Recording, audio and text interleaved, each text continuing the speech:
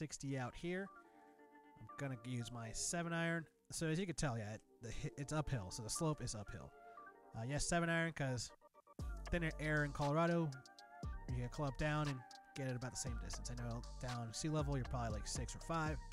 But here you could put a nice, well, if you don't chunk it, you could put a nice 7-iron on it and get it up there.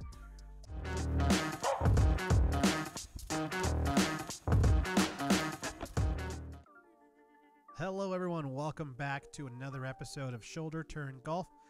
This course vlog is going to start us here at holes 1 through 3 at Arrowhead Golf Course, located in Littleton, Colorado. It's a beautiful day. It's a little windy, as you can tell there by my shirt just flapping away in the wind. I'm going to be playing today with my buddy Kieu right here. This is hole 1. It's 410 yards from the tee box that we're playing from. It's a pretty straightforward hole. It's kind of a slight dog leg to the right, but then back to the left once you get around the trees, the far trees on the left. Dan pushes it right here. He's a little bit left of the bunker on the right side, so that's good. He's not, in the sand starting hole 1. Nothing worse than putting it in the sand, hole 1, shot 1. This is Jason, one of my good buddies. But just look at this golf course, man. Just beautiful. It's right there in the foothills.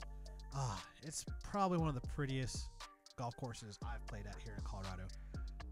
As we get through these holes, you guys are going to see that. And Jason has a nice little over-the-top move. And he pushes it right and ends up under the trees.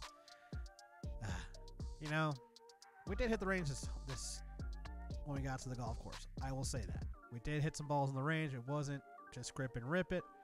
We actually got there early enough to hit some balls, get some putts, do it the right way, get warmed up so we're not going to pull it back because we're getting older. Here I go. My plan is just to try to keep it to the left of the bunker on the right. Realizing I aimed a little bit further right than I thought.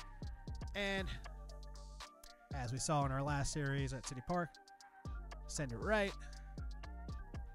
Luckily, I get over the bunker and I'm not in it. So no one's in the bunker, hole 1 off the tee. This is where Jason ended up under the trees. He's just trying to do a nice little punch out, keep it low, get it back into play. We all try to be caddies for ourselves here, for each other. I probably should have told him to turn left and just hit it out that way. But we went the aggressive route. He hits it pretty well.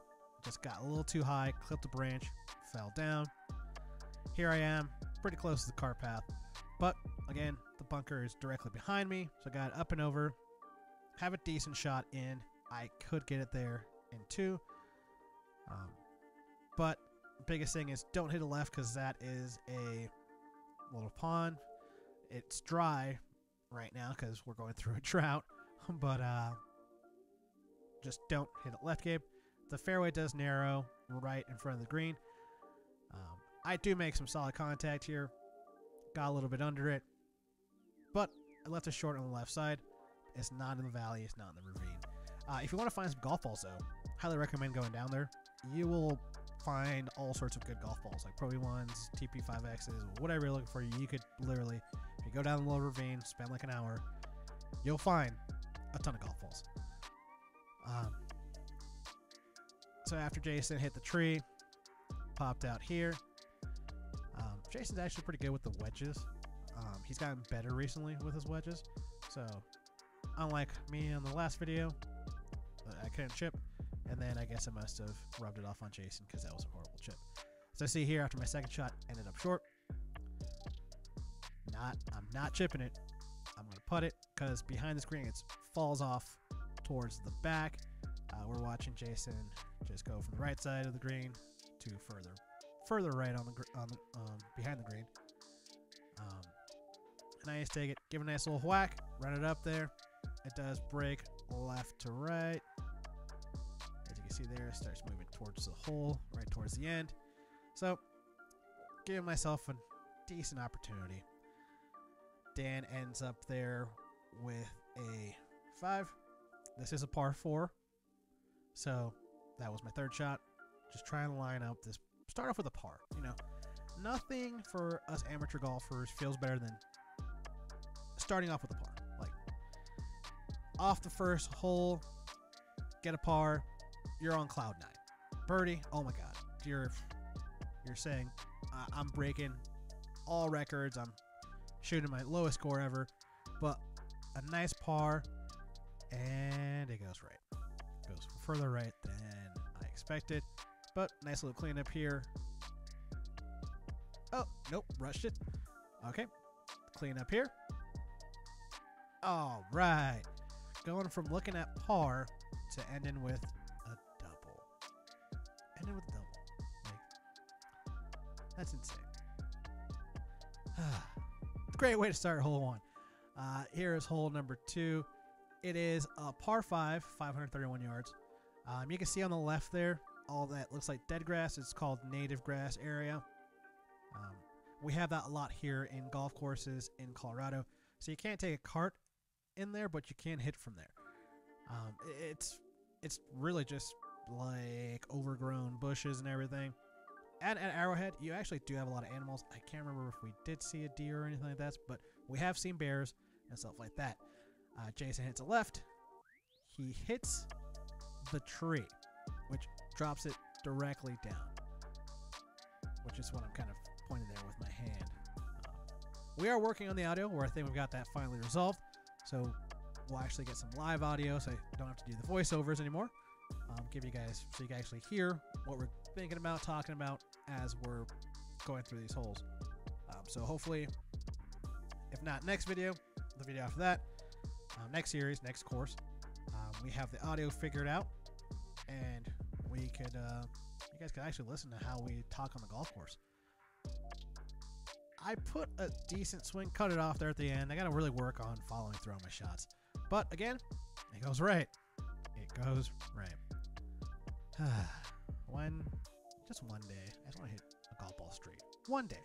Come on. Just one day can I hit the golf ball straight. I'm not asking for much. I'm not asking for much at all. So Jason's ball hit that tree and kind of fell dead right there on the spot. He's got his hybrid. I want to say it's his 3 hybrid, just by the looks of it. And he ships it left like he's about to do that club and into the pine tree. Not a fun time for Jason on that one. I am going to be super aggressive here. I don't know what I was thinking. Taking out my 3-wood. This is a shot where I usually hit my 4 hybrid. As you saw on the City Park golf course, I use that club a lot. I don't know why I decided to use my 3-wood. As you saw, there was a little chunky by the amount of dirt that ground that came up there. I have no idea what I was thinking. It ended up being a good shot, but I feel like a 4 hybrid would have been a better shot.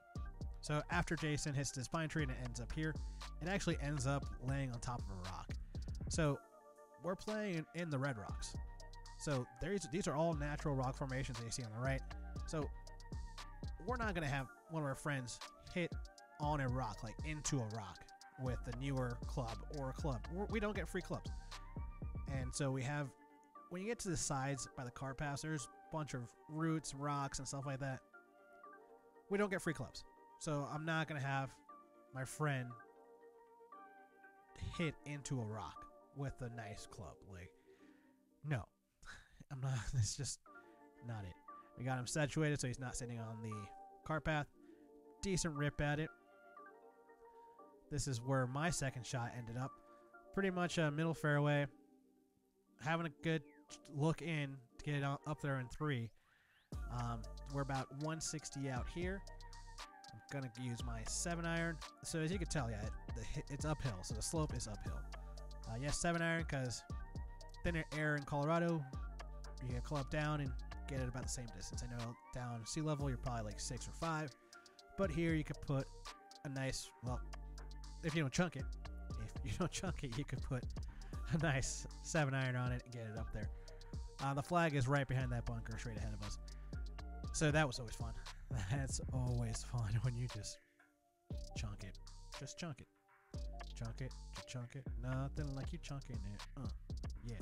But always make sure we fill up that freaking divot that we caused there. That was horrible. That's just...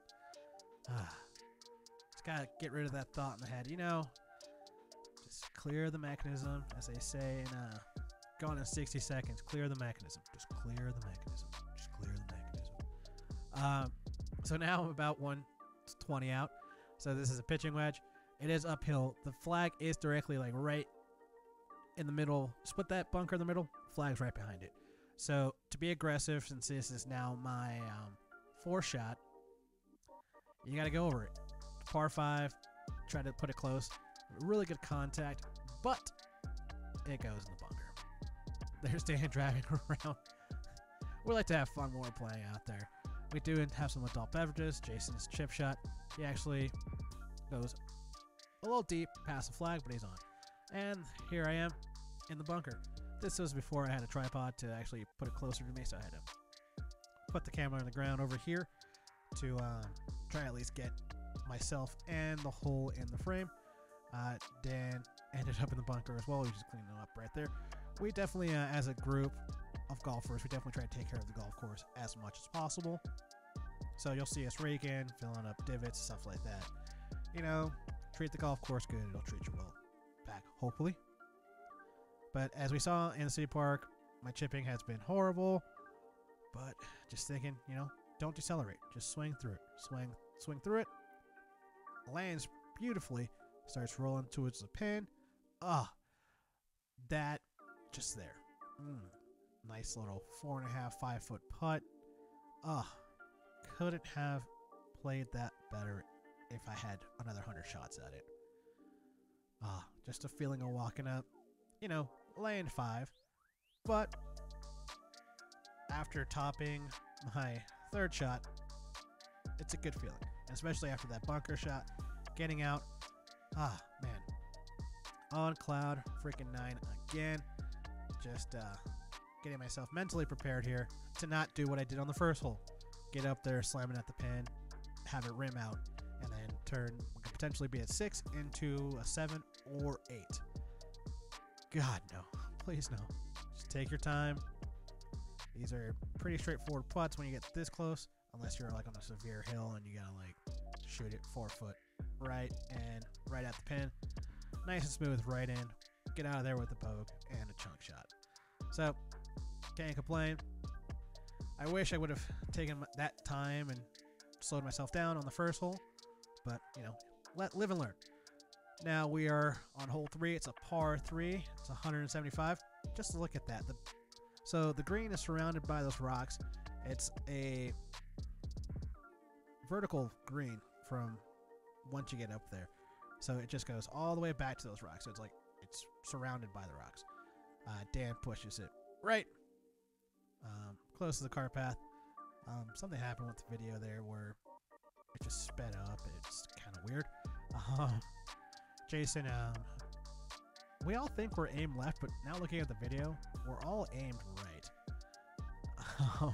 This is part of the too, like learning and figuring out, hey, no, we're definitely aimed right. Like that was aimed right. Jason ends up putting it over the bunker on the right side, so he's safe.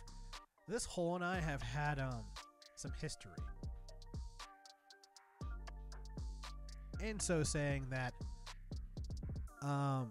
it's just one of those holes where I just can never get off the tee box for some psychological reason. Like, I don't know what it is. And that's why I'm like, all right, clear, yeah. Trying to get myself in it. And I hit it pretty well, but I put it in the bunker. See, Jason ended up over the bunker.